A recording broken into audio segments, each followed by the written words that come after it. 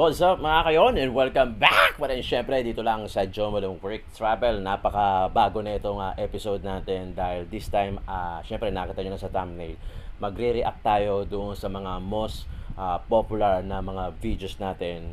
Meaning to say, yung isa sa mga mararaming views. Saka syempre yung mga naging controversial, maraming nag-comment na mga pambabatikos.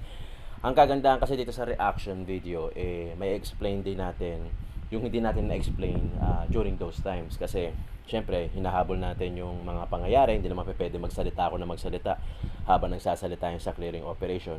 So, medyo hindi natin mapapaliwanag ng maayos ng mga times na yun. Ang kagandahan dito sa reaction, mababalikan natin yung moment na yon, and at the same time, mapapaliwanag natin para mas lalong maintindihan ng mga nanonood, no. So, disclaimer lang natin, no.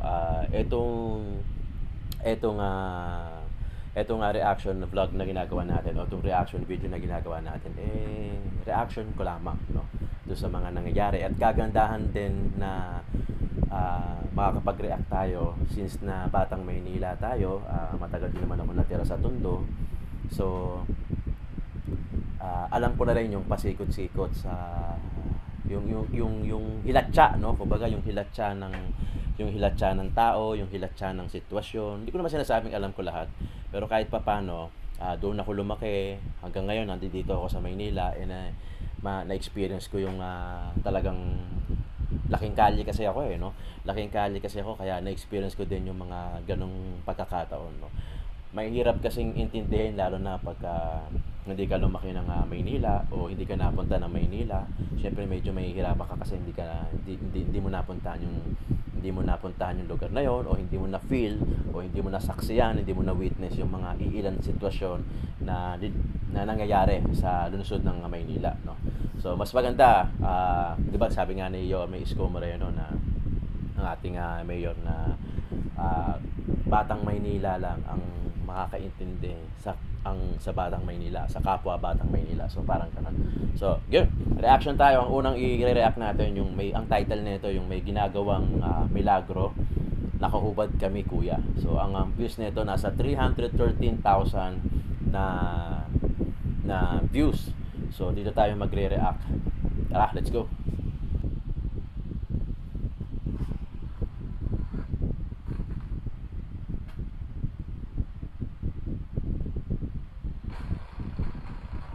February 6, Saturday, 2021.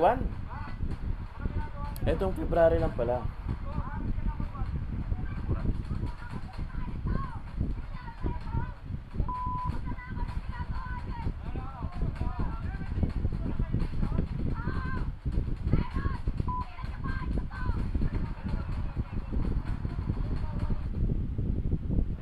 February 6 lang pala this year, 2021.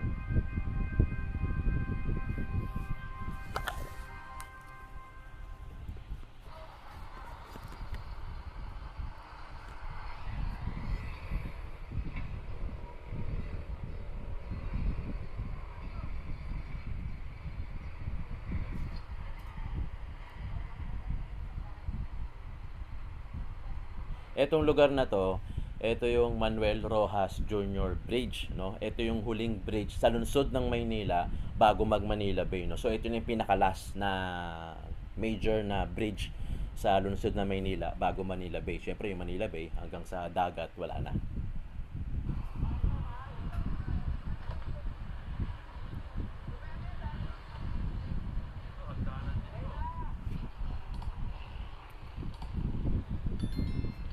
Ito explain lang natin itong part na to.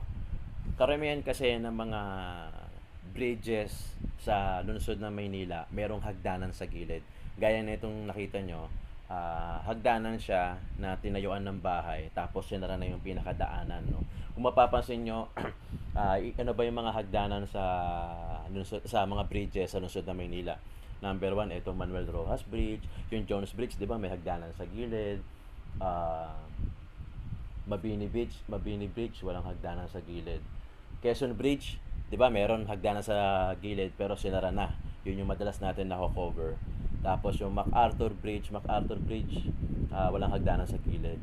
Tapos West Zamora, Padre Jacinto Zamora Bridge, walang hagdanan. So karamihan o iilan din sa mga bridges merong hagdanan sa gilid. Usually, ito yung mga tinatayuan ng mga street dweller at gawing bahay. Panoorin natin.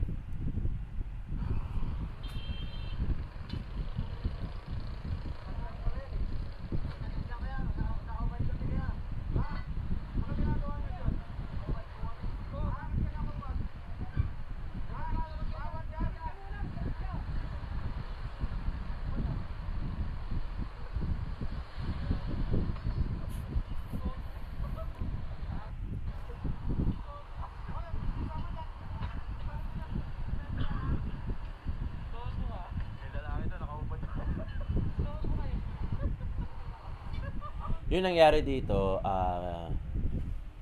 'di ba, yung sa mga hagdanan ng mga bridges, mayroong mga street dweller. Explain lang natin, no. Mm,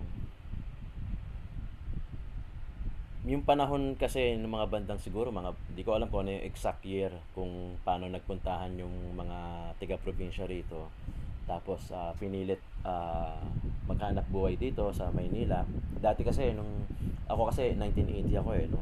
So karamihan kasi ng mga namamasukan na bilang katulong o bilang helper galing ng probinsya kasi syempre kailangan din nila mabuhay. So yung iba nagsasakripisyo, luluwas sa Maynila para maghanap buhay. Yung iba nagiging nakakakuha naman ng trabaho, yung iba nagiging street dwellers na nga, no. Ito kasi ang punot dulo kasi naniniwala ako is corruption no. Dahil na rin siguro sa corruption, syempre yung budget na dapat na binibigay sa o inaalat dun sa mga street dwellers o sa mga ganun klaseng problema hindi napupunta sa kanila. Kaya ang nangyayari, napupunta sa Maynila. Pero syempre kasi, yung mga galing probinsya kasi, nagsasacrifice para makakuha ng trabaho dito sa Maynila. Yung iba, akala kasi nila, madali yung buhay sa Maynila, pero hindi nila alam na mahirap din pala. Yung iba, nakakapagtinda naman, nagiging successful naman kahit paano. Yung iba naman, nauuwi sa pagiging street dweller. Yun yung nakakalungkot na part dun Kasi, karamihan ang puntahan talaga sa Maynila no, sa lungsod natin sa kay dito sa kay Yorme Isko Moreno. Kaya ito yung isa lang naman sa mga challenges na kinakaharap ni Yorme at ng national government na rin natin kung paano ma-address yung ganitong klase ng problema.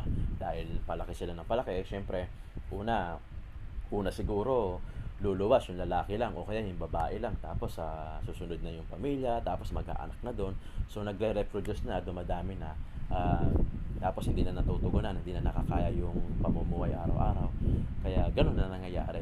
So kawawa din yung mga nag-sacrifice noon tapos hindi naging successful, na uwi sa pagiging street dweller, umaasa na lang doon sa pahingi-hingi doon sa mga dumadaan. Di ba, gaya na sinasabi ko lagi na usually sa mga bridges o sa mga gilid sila nagtutumutuloy no, kasi doon marami dumadaan na sasakyan, umaasa sila na mayroong magbibigay coming from them, yung mga dumadaan na sasakyan ng mga private, nabibigyan sila, naaabutan sila. So ang tendency, doon talaga sila nag-i-stay. Nakakalungkot lang kasi talagang kailangan mag-sacrifice yung mga itong mga street dwellers na to, mga kababayan din natin to na mga Pilipino rin, syempre, na talagang araw-araw din may mga kanya-kanyang laban din, araw-araw din na nangangailangan para mabuhay. Kaya ang hirap din i-balance no. Ang hirap din i-balance kasi kung mapapansin nyo, lagi ang ginagawa ng clearing team natin, especially itong demolition team, is pinapaalis no. Pinapaalis na lang yung mga street dwellers, yung gaya nito, pinapaalis. Tapos syempre, alam naman natin na hindi naman talaga aalis to, o kaya aalis lang tapos babalik din ulit maya-maya. Kasi wala kasing concrete na solusyon para sa kanila. Kaya siguro ganoon na lang no. So, aminado naman din yung mga street dweller natin, minsan nakakausap natin sila na pagka pinaalis sila, aalis tapos babalik din.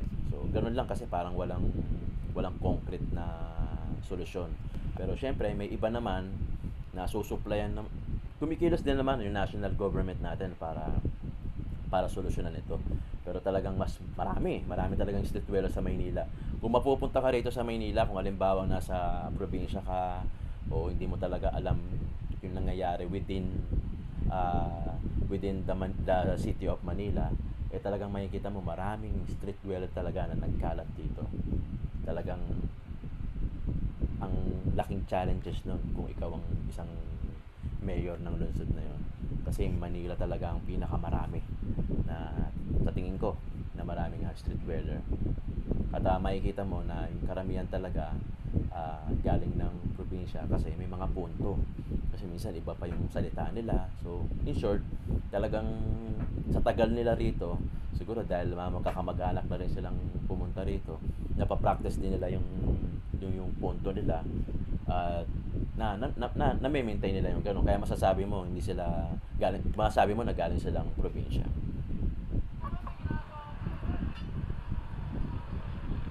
Actually, nakahubad yun.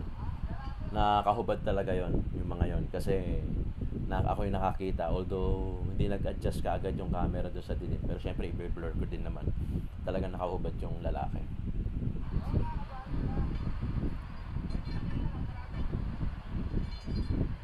Yung iba naman mga kayon, babalikan din natin yan. Yung mga i-request ko naman yan kay Engineer Bulanon.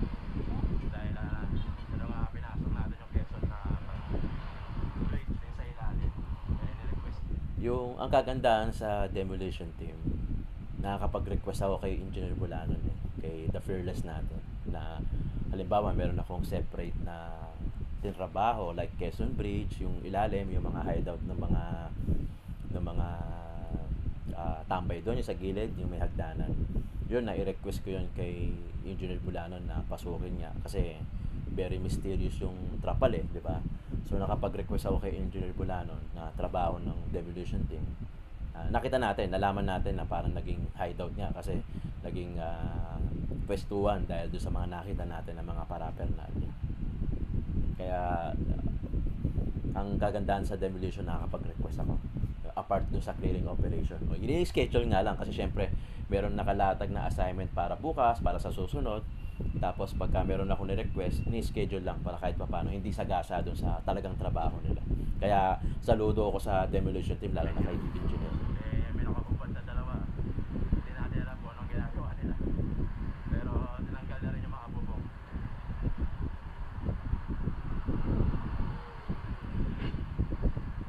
Ito kasi marami kasi rito mga kayo. Talaga. Ito nagigiba na yung mga ibang demolition team natin dito sa unahan.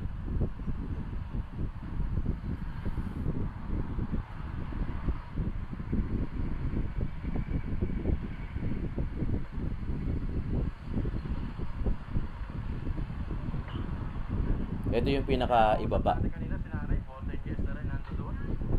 pinaka-ilalim pinaka-dulo ng Quezon, ng Manuel Rojas Bridge. Bata pa.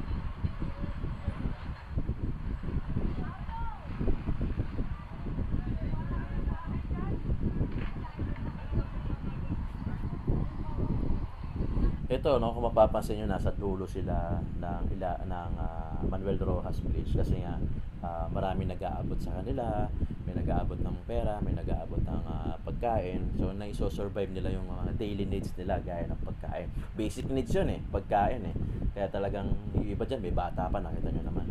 So, doon na sila nakakapag-anak, doon na sila nakakapag-buo ng pamilya. So, yan ang mga favorite na puntahan nila. Yung dulo ng mga Quezon, dulo ng mga bridges, ibabaw ng overpass, ilalim ng underpass, basta anything na madadaanan ng mga sasakyan na makakadiskarte sila ng pang araw-araw nila, yung mga nagpupunas ng mga sasakyan, yung mga nagsasabon ng mga windshield. So sila rin yun usually.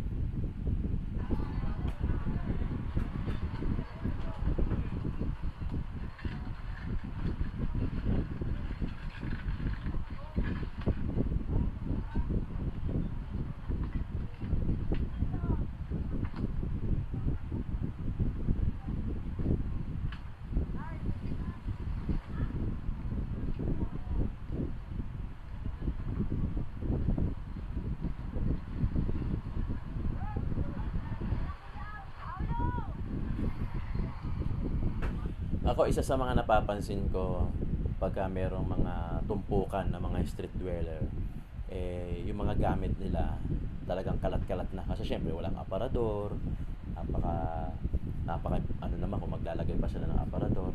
So walang aparador. So yung mga damit nila usually nasa plastic lang. And at the same time, yung kinabubuhay nila like kalakal, na isasama na rin nila doon sa mga personal na mga gamit nila. Kaya talagang halo-halo na.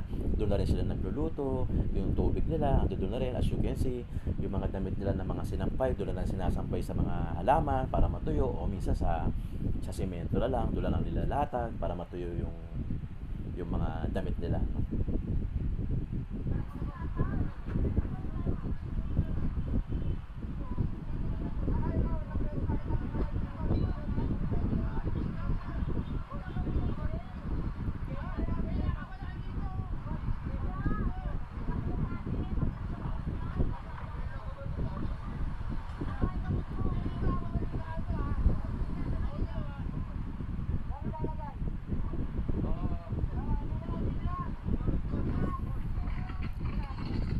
Yung sa part ng demolition team, minsan nakakausap ko to eh.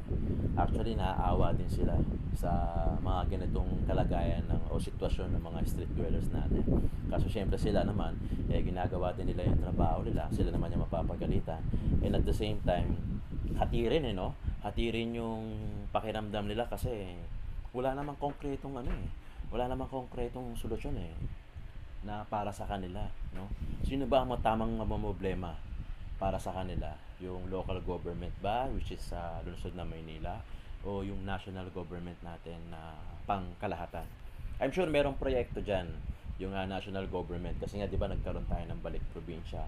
Pero ang problema, yung iba, nakauwi ng probinsya, yung iba naman hindi pa. So sila yon, yung iba naman na lockdown.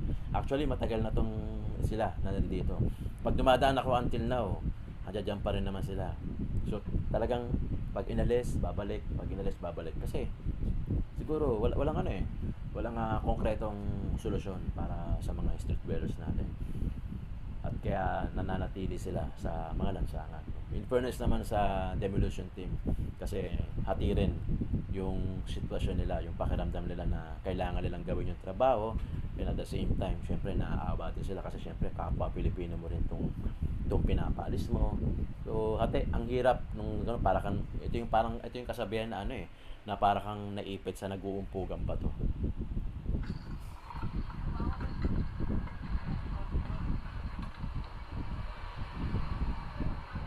Grabe, tampakan pa rin dito, mga street dweller, dami. Tingnan nyo yung kalat ng mga street dweller, no? Ang dami, oh. Yung mga damit, kutsyon.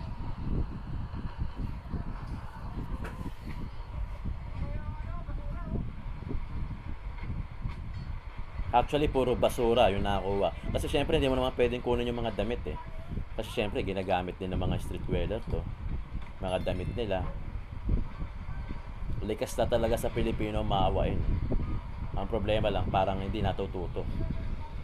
Pagka puro awa na lang yung ipapairal mo. Pagka hindi ka naman naawa, sasabihin naman, demonyo ka. Pag naawa ka, sasabihin naman, maawain ka. Ang problema kasi dito is walang konkretong solusyon talaga.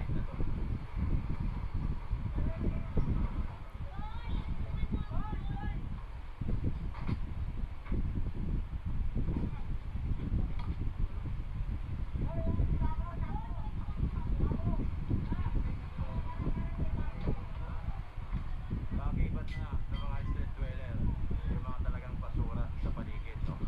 No, Kasi correct. talagang parang yun na yung pinakakakambal nila. Yung mga Tama basura. yon, tama yun. Kasi ang mga trabaho nito usually mga mga Kalakal. kalakal. Kaya siyempre, tampak-tampak ng basura, plastic, at kung ano-ano pa, dyan na rin sila nagsasaing, dyan na rin sila nagluluto, dyan na rin sila kumakain, no? So, Yan na rin natutulog. paligid pagka meron nga isang street dweller dahil bihirang-bihira ang makakita ng street dweller na malinis. Ano yan, Pag? Ginawa niya yung pot niya. Yung mga personal na gamit ng mga street dweller, hindi kinukuha ng mga demolition team. Kasi syempre, personal na yun eh. Yung mga bag, yung mga Kaya pera, kung mapapansin nyo, every time na meron kahit mga damit, street dweller, bihirang-bihirang kunin. basura at tampak.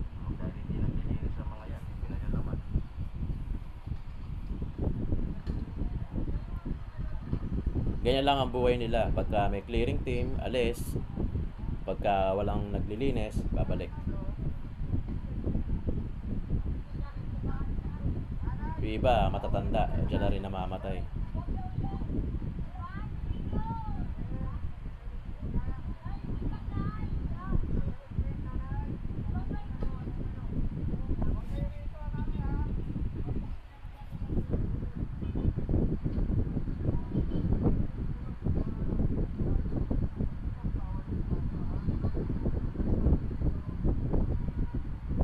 Nire-remind naman sila nung mga team leaders ng demolition team na wag nga daw doon sa mga lugar na masyadong kitang-kita sila.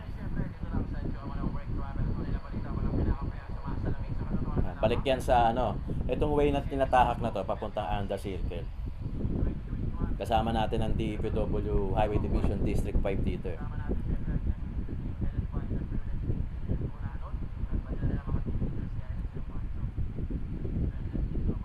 Yun, nakikita nyo, yun na yung Manila Bay. Yun na yung pier. Yan, dyan sa plaza na yan. Marami din dyan.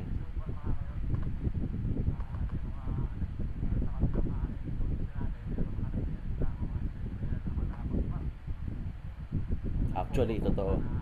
Sila pa yung matatapang.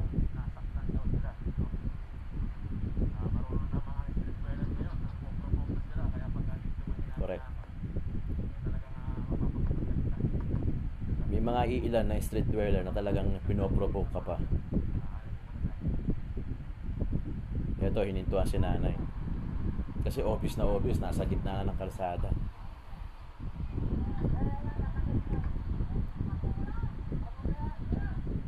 Actually, pag nag-i-street dweller yung kahit anong clearing team, ang totoong nahakot talaga nila is basura eh.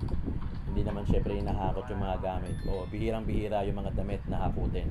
Kasi syempre nakakaawa din. Kaya usually, pag nag-street dweller ang clearing team, basura ang nakukuha.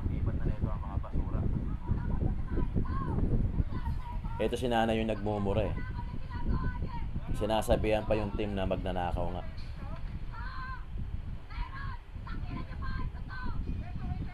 Nagmura pa.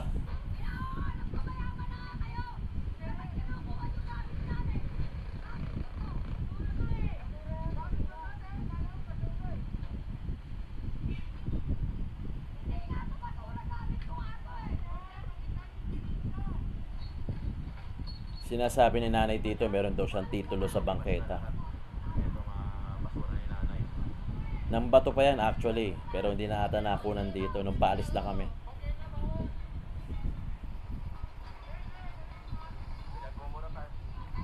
Ayun, yung time na nang bato siya.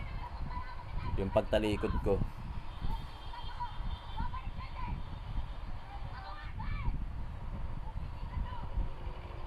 Panay pa ang mura sa demolition team.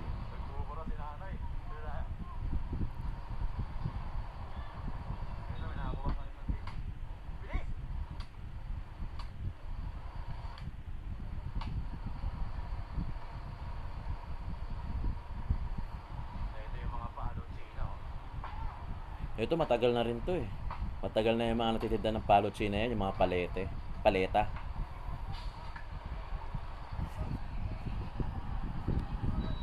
Matagal na yan dyan.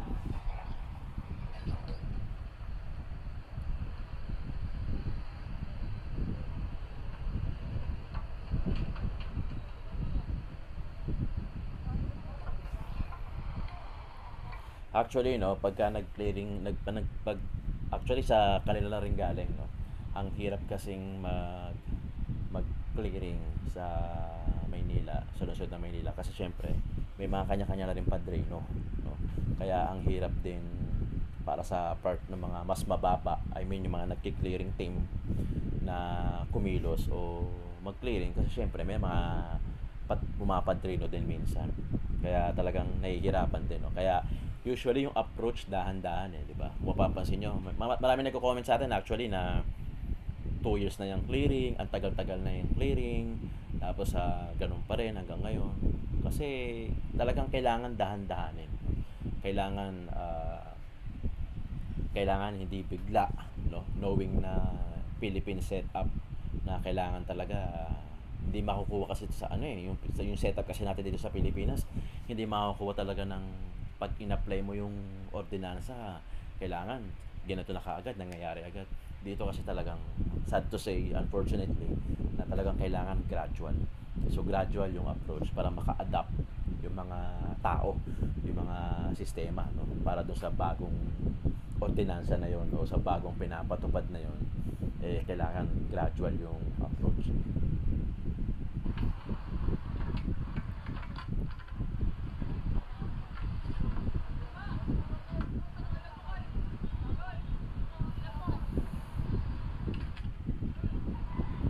Ito, kung di ako nagkakamali, Sabado kaya naka-short si Jun Alam ko Sabado to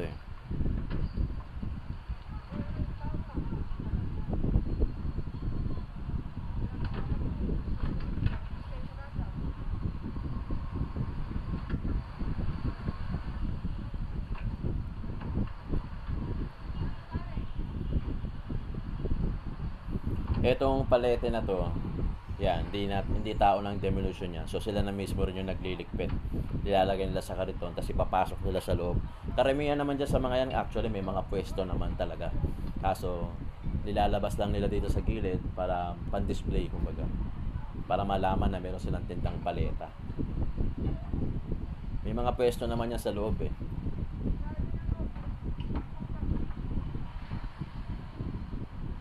Kaya yung sa may dulo, actually pwesto nila yun So nilalabas lang talaga nila rito.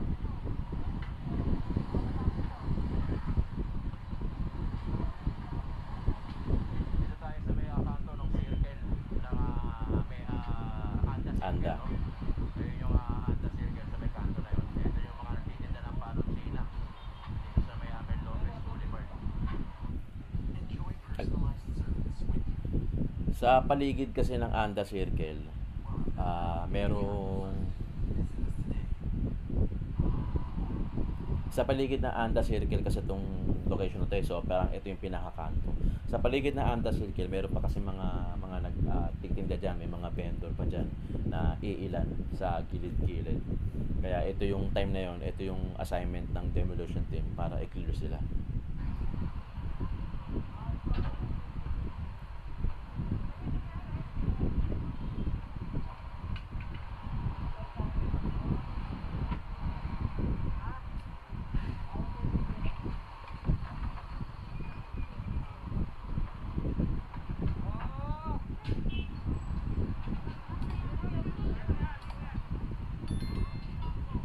Kukunin pa ni ate yung bangko niya kahit sira-sira na.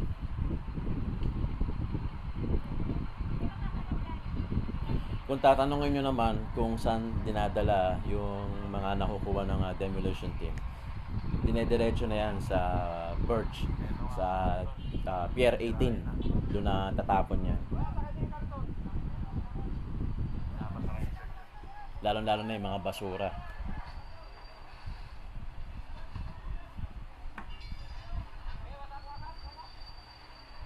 Kaya kung mapapansin nyo, minsan winawasak na kagad bago isampa sa truck. Kasi pagka sinampa ng buo, medyo nakakuha pa ng mas malaking space Hindi gaya ng mga sira-sira na ilalatag na maayos sa loob ng truck.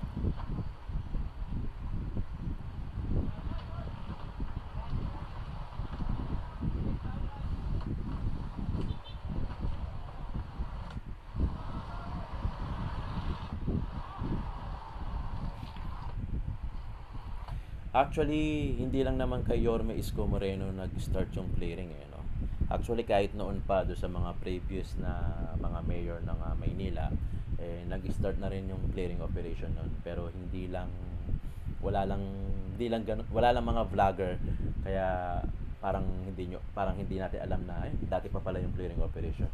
Kasi simula nung naupo si Yorme, nagkaroon ng clearing operation. Unang-unang nilinis yung Divisoria, saka yung Shrine, yung KKK. Tapos nagsulputan na yung mga vlogger, kaya mas na-advertise, kumbaga parang mas napanood natin, mas malayo yung narating, mas malayo yung narinig, kasi meron ng mga vlogger na gaya ko na nag-cover nung mga proyekto na yon. Unlike before, nung panahon nila Lim, nila Atienza, ilan lang, no, mga mainstream media lang yung nagko-cover. Pero syempre hindi pa nako-cover lahat. Although hindi naman natin masisisi yung mga mainstream kasi syempre kailangan nila lumipat sa ibang lugar para maghanap ng istorya.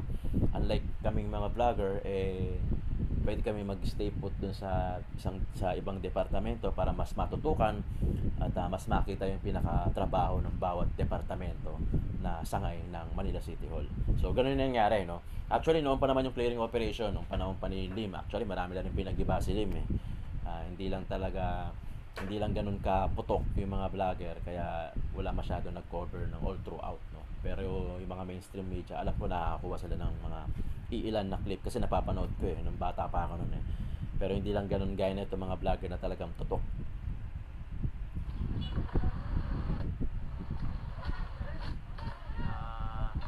Sinasakay na yung yung sidecar ayun, no?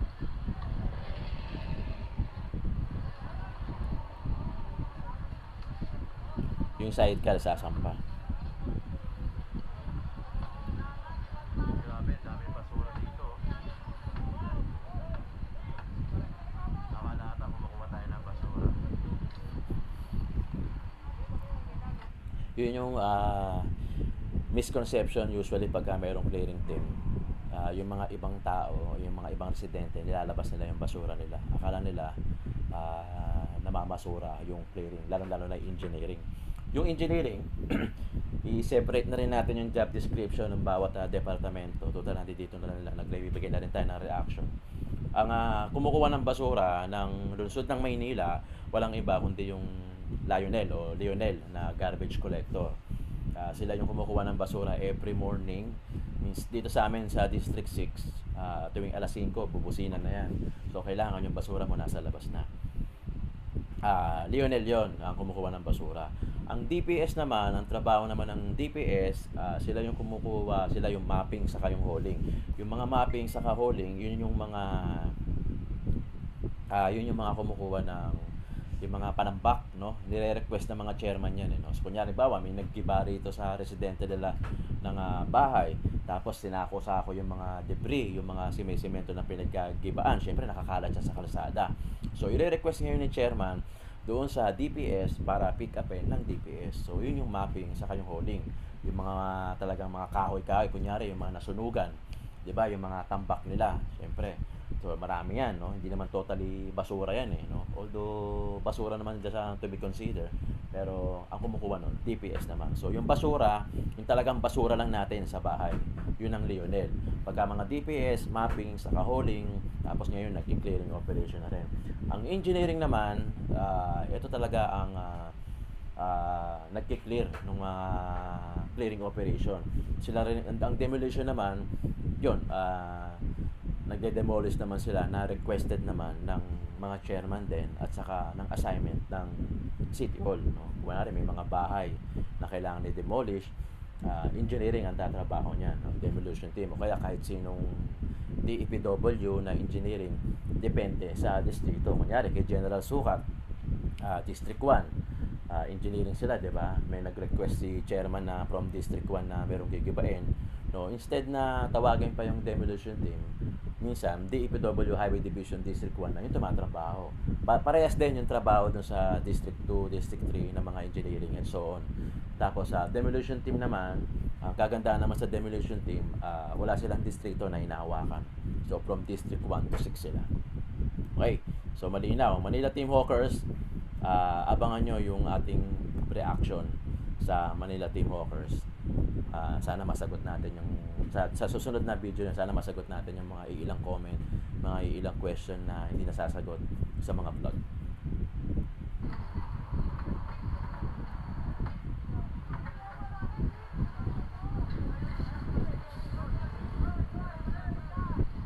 Ito pilit pa rin kinukuha yung sidecar yung lalaki na kasando. Ang problema lang kasi naisakay na, no?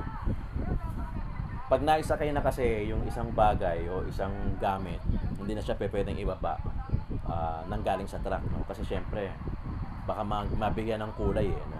Mamaya sabihin binababa pa, nakasakay na. Kaya ang konsepto ron, pag naisan pa na sa truck, wala nang bawian yon, diretso tapon na yon.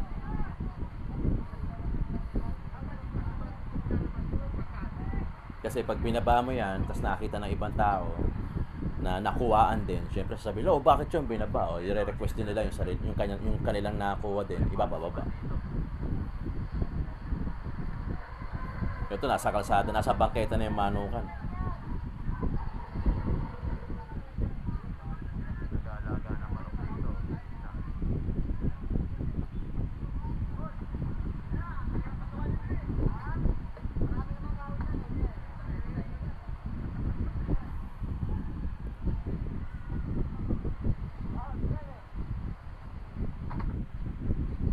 Kasama natin ang DPW Highway Division District 5 dito kay Engineer Saing, pero nandoon sila sa bandang likod. Hindi kasi pwede magsama eh. Kasi sayang yung opportunity na yung iba may tatabi pa nila yung mga gamit nila. Kaya usually naghihiwalay, o it's either mauna yung isang department, o mahuli yung isa, o mauna yung isa, mahuli yung isa. Papunta na tayo ng Anda Circle, mga kayon. Hello mga kayon, Yo, kung gusto na. nyo ang ating video or pwede. Sa bawat clearing team na nakikita nyo sa kalsada, may mga kanya-kanyang assignment naman. Usually, hindi nalalaman ng mga bawat miyembro ng departamento kung saan yung particular na assignment nung araw na yon, no? Kasi minsan parang nagkakaroon pa ng nasasabihan pa eh. Kaya usually hindi na sinasabi. So ang nakakaalam na lang yung pinaka-engineer nung departamento na yon. Tapos kahit kaming mga vlogger, hindi namin alam kung saan yung destinasyon na pupuntahan. Malalaman na lang namin pagka nahinto na. Syempre bababa na kami. So doon na namin malalaman kung saan na doon pala yung pala yung assignment na yon. So yon. Yun yung reaction natin regarding do sa mga street dweller. Talagang isa to sa mga problemang kinakaharap ng lungsod natin. It's either local or national. Pero syempre may mga proyekto naman ng national dyan. Tapos may proyekto rin si Yorme dyan sa atin. Yung nga lang sa sobrang dami lang din kasi talagang hindi pa ma-resolve talaga 100%. Tapos ngayon pa pandemic. Syempre inuuna ni Yorme ngayon yung pangkalahatan na problema, which is yung pandemyang kinakaharap natin na COVID. Kaya talagang hindi pa kumbaga isolated case eh. Kumbaga yung street dwellers kasi isolated case siya, isolated na problema siya na na-actionan naman o nalulunasan naman syempre ni Yorme yan. Pero syempre inuuna lang yung pangkalahatan, which is yung pandemic na COVID natin. Kaya yun yung binibigyan ng focus ni Yorme. I mean, hindi naman natin mapeperfecto yung solusyon sa bawat lungsod, no.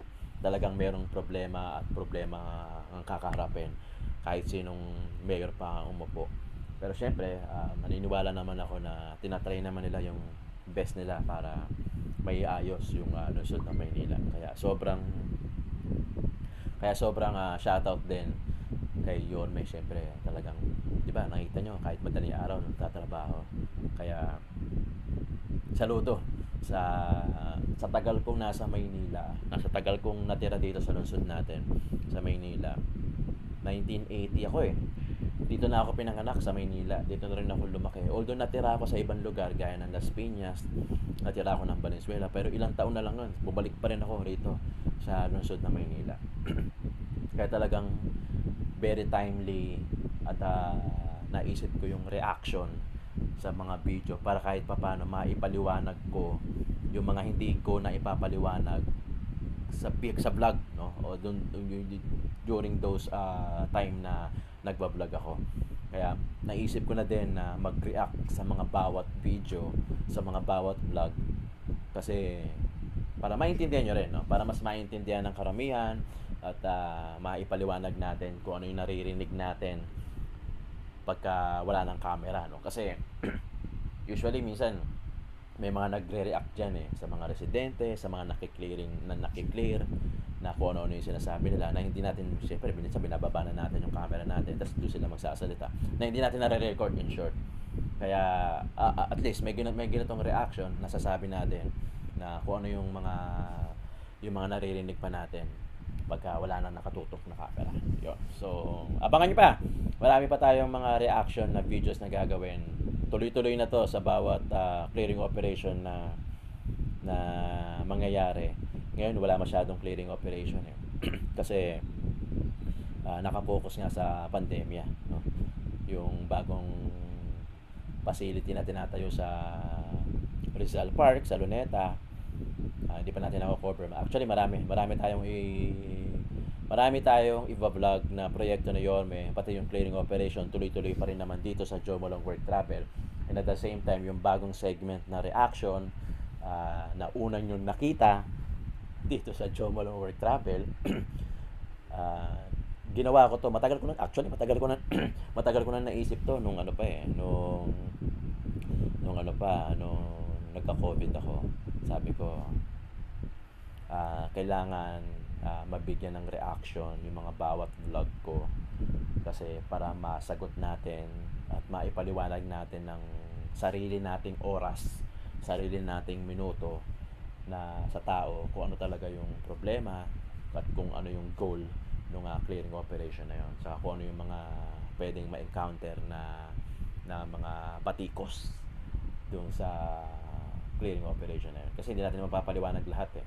Kasi syempre, pagka nasa field na ako, ang nakukunan natin yung mismong clearing operation, no? So, doon na ako nakafocus. So, hindi na ako masyado nagsasalita kasi baka mamaya merong palang kausap na mas importante na kailangan may record kaysa daldal ako ng daldal. Kaya sineparate ko lang sa reaction. Yon. Kaya maraming salamat sa panonood ninyo at nagkaroon tayo ng reaction, nag-idea na actually na magkapag-come up ng ganitong style. Sana masuportahan nyo rin yung Tito Jom. Search nyo lang dyan yung Tito Jom. Yun naman yung ating personal channel regarding food vlogs saka food tech review ng mga gadgets. So, sineparate ko lang. Pero itong Joe Malong Work Travel, patuloy pa rin to sa clearing operation, sa Manila update, at pati na rin sa reaction na vlog. Maraming salamat. Thank you so much sa panonood. Joe Malong Work Travel. Yon! Hello mga kayon, kung nagustuhan nyo ang ating video or pwede nyo rin i-search ang Joe Malong Work Travel sa inyong YouTube app, click nyo na kahit anong video dyan at huwag nyo kalimutan i-like, subscribe at click nyo na rin yung bell notification para lagi kayong updated sa mga videos na ating i-upload. Thank you!